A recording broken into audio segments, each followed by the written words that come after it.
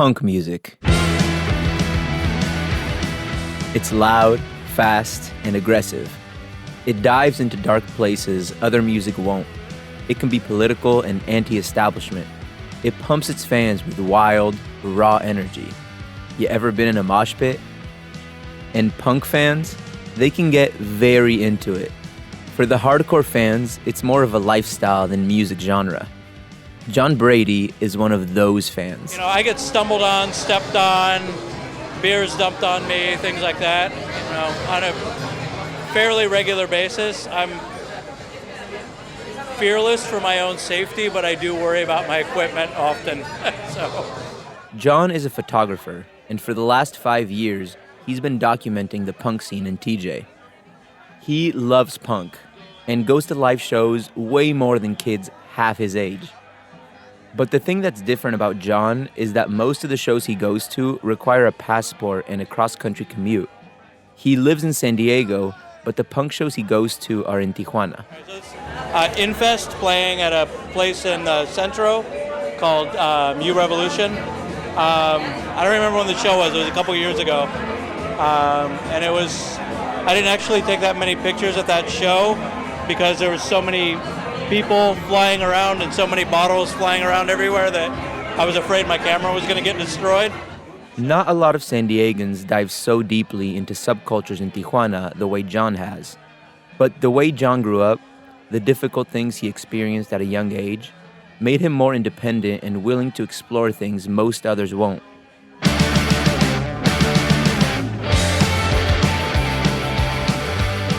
I'm Alan Lilienthal, and you're listening to Only Here, a KPBS podcast about the place where San Diego and Tijuana meet.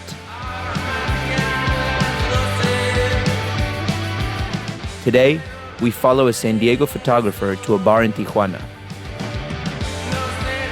Only here can you find a San Diego photographer whose inspiration lies in the dark, crowded punk venues of Tijuana. More after the break.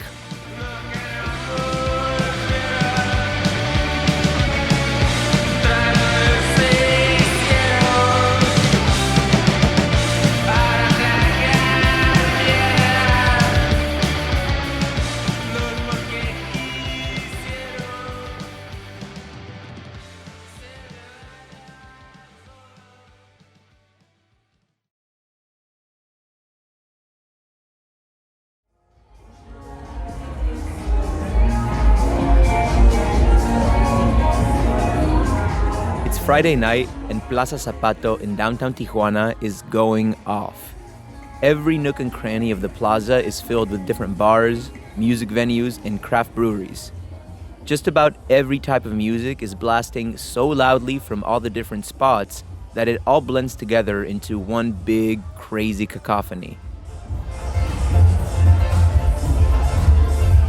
Upstairs at a tiny bar and live punk music venue called Licantro Pub, photographer John Brady is drinking a beer.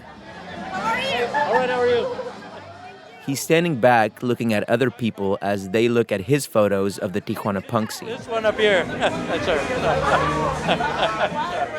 For the last few years, he's been documenting the dozens of punk shows he goes to every year in Tijuana.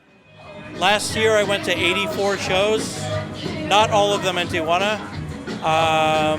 This year I'm somewhere around 70. So it's quite a few. Obviously something I like a lot. John takes us on a quick tour of his collection of photos hanging on the walls. Next we have a Bone Breaker playing in a place in the Centro called La Caja Fuerte. And it's literally just like a boring box of a space inside the Pasaje Revolucion. And they're more like the hardcore scene, not so much like the traditional punk or like the crust scene or whatever else have you. So again, that was kind of trying to branch out and get as many different parts of the Tijuana punk scene, in all its different variations and iterations. So why is John so focused on Tijuana even though he lives in San Diego? He does take photos of shows in San Diego too, but the punk scene north of the border is nothing like the punk scene south of it. there aren't many venues left in San Diego that'll book an obscure punk band. And while John was growing up, he said the backyard shows and other underground punk concerts that happened in unusual places in San Diego often got shut down by the police. For decades, San Diego was a notoriously conservative Navy town. There's just never been a lot of tolerance here for things like loud, illegal punk shows. Tijuana, though, has earned a reputation as a city where anything goes. Or at least a lot more goes. Things are a bit stricter and more organized in TJ these days, but police corruption has been rife in the city for decades. Bribing cops in Tijuana was so pervasive for a time that a few online travel sites still bring it up as an option for tourists who find themselves in trouble. The loose laws and raw energy allowed the punk scene in Tijuana to thrive. It isn't unusual for some big-name punk or metal bands to skip over San Diego entirely on tours and drive from LA straight down to Tijuana.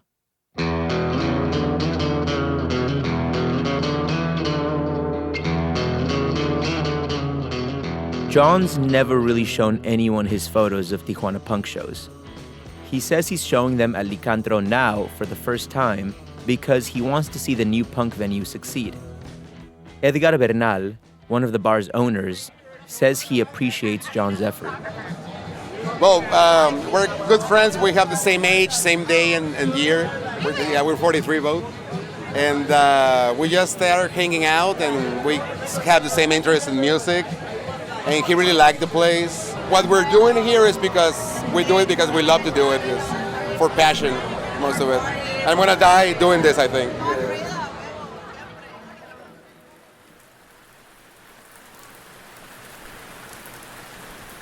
A few weeks after the photo show, we meet up with John back in San Diego.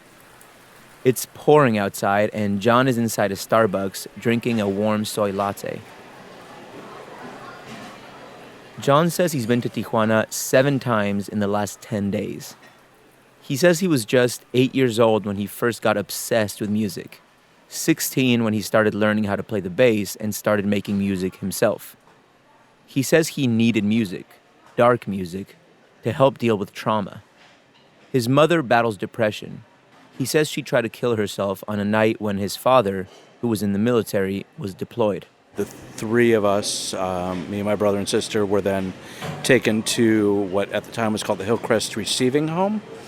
And we were kept there until my mother's psychiatrist allowed her to come get us and take us to live for a while with my grandparents. And they lived in Indiana, so...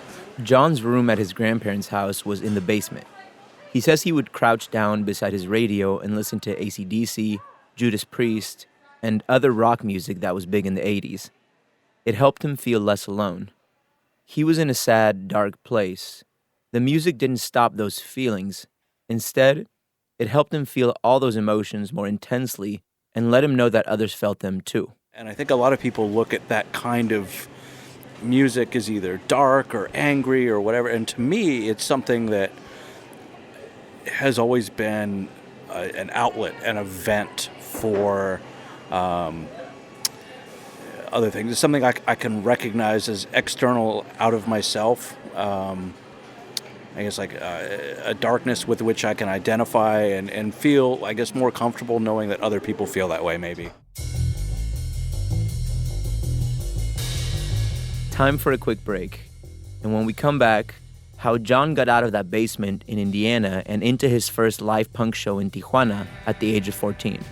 Stay tuned.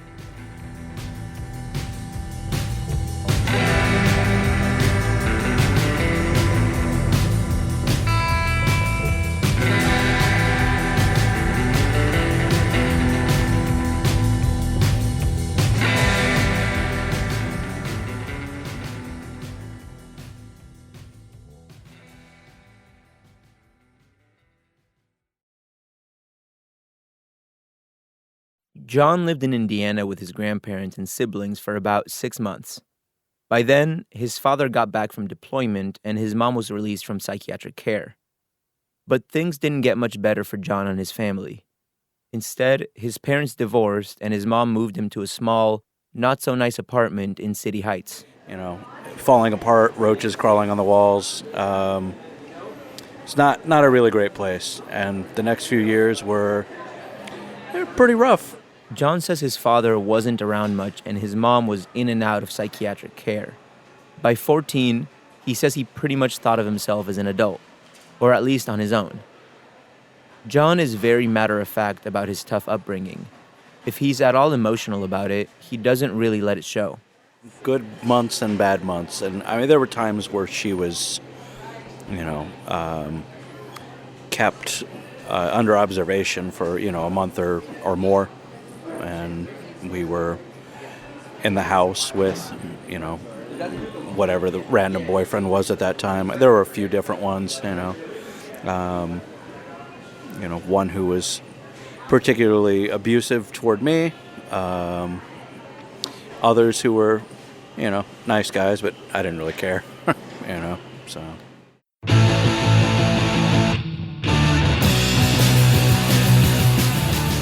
John was already a big music fan since those days using it as an escape in his grandparents' basement.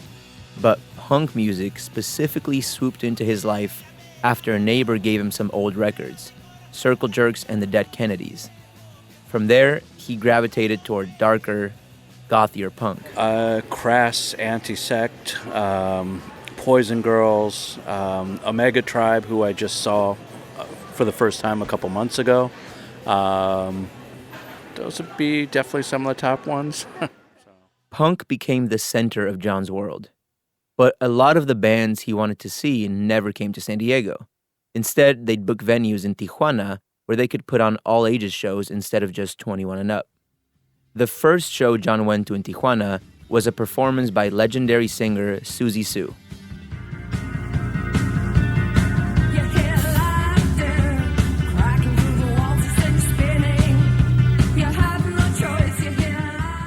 Somebody at some point had introduced us to, Susie and the Banshees, the Creatures, other bands in that similar vein, the kind of gothy punk stuff. And then we found out that, Susie is playing in Tijuana. And so a group of us went down there to Iguanas and went to the show. I know that we were supposed to be 18, and it was the day before my 15th birthday. So we went. There was a shop in downtown San Diego that sold knives and water pipes and other odd paraphernalia, and would make IDs. And so we went and we got ourselves IDs, and they wouldn't pass up here, but it passed down in Tijuana where they were a little less strict about IDing, I guess. John says he felt an immediate connection and fascination with Tijuana. He never felt scared to go there, never thought the city was weird, dirty, or dangerous. He's aware of the skyrocketing murder rate and other crime that plagues Tijuana. But John takes more of a rational, evidence-based approach to it. I think some are just afraid. More recently, now they're afraid because they think their border's going to close and they're going to be trapped on the other side. There are a lot of perceptions about the state of, how safe it is there. But again, the fears of those things, be it what's going on with the caravan, what's going on with murders, the kids executed, whatever, it's way blown out of proportion. Don't get me wrong, that's a huge number of murders, but 90% of them happened in two areas of the city that are areas that you don't go to. The LA Times recently mapped last year's murders in Tijuana, and it showed that the violence is usually drug-related and concentrated in just a few parts of the city. Not quite 90% like John says, but he's not totally off base. John says he's found a community in both the San Diego punk scene and the Tijuana punk scene. But those are two separate things. While there are some punk bands and other musicians who cross the border for shows, My band, for example, plays shows on both sides of the border all the time. Few fans travel between both cities the way John does. They're almost entirely separate communities. The two don't really cross. By and large, the people I know in Tijuana who are out at Tijuana shows, that's where they go. And San Diego, most of my friends in San Diego won't go to Tijuana. That's because other outsiders like John, who hear about the crime and the murders and the possible border closures, they have a hard time beating back the fear of traveling to Tijuana. John feels none of that fear that keeps other San Diegans from crossing into Tijuana. Zero. He says that's probably related to his childhood. His sense of security was ripped away from him when he was young and had to spend that time away from his parents. He also grew up in poverty in City Heights when crime there was higher. And for a few years when he moved away for college, he also lived in one of the most dangerous neighborhoods in Chicago. His safety gauge is just a lot different than most people's. I think maybe the fear just got knocked out of me. I don't know. I saw cops chase kids down and put guns to their heads. I saw police officers in Chicago taking bribes from gang members. I've seen a lot of different things. So I feel like when I go to Tijuana, the areas that I go to feel safer than those areas. So maybe it's, I know that I can go through that and come out unscathed. Maybe it's that it just doesn't seem as bad to me as some other places I've been in my life. By crossing the border as much as he does, John has become a bit of a reluctant ambassador for Tijuana. It's something that happens to a lot of people who fall in love with Tijuana. They become unofficial promoters, cheerleaders for the city and all it has to offer. They find themselves often forced into conversations, trying to convince people who've never been to Tijuana of the city's value and worth. This happens to me all the time. Coming from a Mexican family who moved to America, a lot of people see me moving to Tijuana as almost moving backwards. And that used to bother me for a while because they don't see the beauty of Tijuana, the welcoming spirit of the people.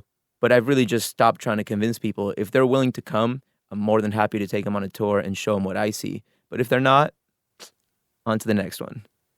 Anyway, John says he's convinced that a lot of the fear stems from racism. He says he doesn't waste too much time on the folks whose minds are already made up. But for the ones who seem more curious and open-minded about Tijuana, he says maybe his border-crossing ways or his photos of Punk and TJ will inspire people to make the trip. I don't know. I guess I just want to connect with people who are open-minded and will, want to explore something outside of their comfort zone. Or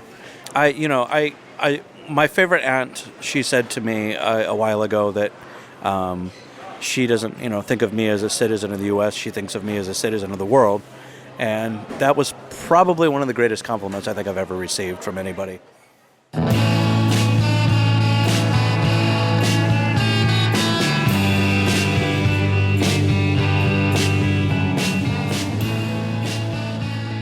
Next time on the podcast, a story about one artist's effort to bring attention to the lives of the thousands of immigrant women cleaning homes here in the U.S. I have a slogan. Actually, it's a painting that I had over there. It's a print that says "Limpio tu mierda." It's uncomfortable to see that somebody else is cleaning what you can't, what you don't want to clean, and it's a position of privilege. Only here can you find an artist who dresses up as a cleaning lady to create a conversation.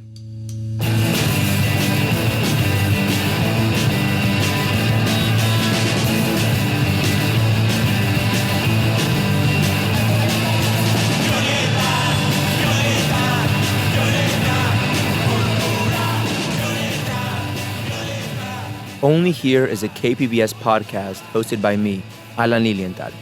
It was written and produced by Kinsey Moreland. Emily Jankowski is the technical producer. Lisa Morissette is operations manager, and John Decker is the director of programming. Most of the punk music you heard in today's episode is by Tijuana band San Pedro El Cortez. To hear more of their music, go to kpbs.org/podcasts and click on Only Here. Do us a favor, and if you like the show, tell your friends and family to subscribe. Word of mouth is still the best way for people to find out about new podcasts. Thank you.